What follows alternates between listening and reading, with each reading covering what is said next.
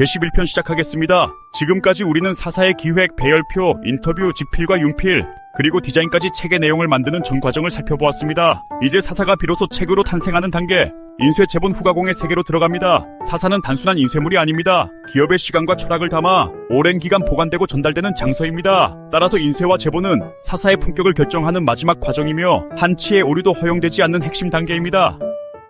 사사는 역사서이기 때문에 장서적 기능을 갖습니다. 일반 브로슈어처럼 금방 사라지는 책이 아니라 10년, 20년 혹은 수십 년 동안 기업의 역사 자산으로 남는 책입니다. 따라서 인쇄 사양은 오래 보관될 수 있는 안정적인 구조여야 하며 지나치게 트렌디한 스타일이나 유행에 의존한 방식은 피해야 합니다.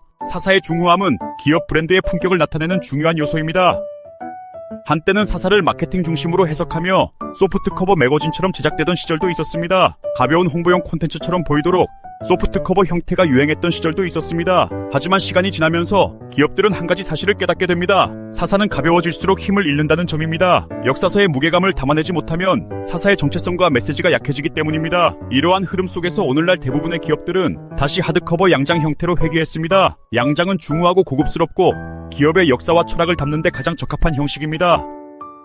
사사는 초판보다 추가 인쇄가 더 많아지는 책입니다. 처음 사사를 제작할 때 보통 300부 혹은 500부 정도를 제작하지만 책이 완성되고 나면 배포할 곳이 계속 늘어나 추가 인쇄가 거의 필수처럼 따라옵니다. 임직원, 퇴직자, 고객사, 협력사, 지역사회기관, 공공기관, 창립기념 행사, 기업 홍보자료. 그래서 경험적으로 보면 사사는 처음 찍은 부수보다 추가 인쇄량이 더 많아지는 경향이 있습니다. 사사는 일회성 책이 아니라 전달되고 공유되고 보존되는 책이기 때문입니다. 인쇄 사양 선택, 책의 품격을 결정하는 첫걸음.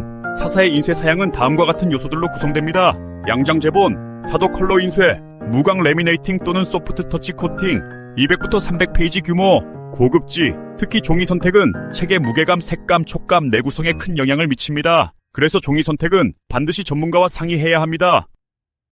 양장 재본은 사사의 기본이자 표준입니다. 양장 재본은 다음과 같은 구조로 이루어집니다.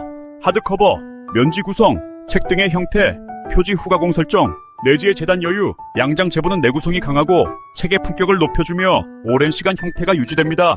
사사의 장서적 기능에 가장 적합한 형태입니다. 후가공, 사사의 상징성을 완성하는 마지막 손길. 사사 제작에서 가장 많이 사용되는 후가공은 다음과 같습니다. 금박, 은박, 청박, 먹박, 형압, 박압, 부분 UV, 메탈릭 색상, 무광 앤드 유광 대비 효과. 특히 기념사사의 경우 창립 10주년, 20주년 엠블럼을 박가공으로 표현하면 책의 상징성과 기념성이 크게 강화됩니다. 인쇄 감리, 최종 품질을 담보하는 필수 절차. 감리란 실제 인쇄 현장에서 색상, 농도, 종이 질감, 인쇄 상태를 직접 확인하는 과정입니다. 사사는 역사 기록물입니다. 색이 조금만 틀어져도 의미가 왜곡되거나 사진의 무게감이 달라집니다. 그래서 감리는 선택이 아니라 필수 단계입니다.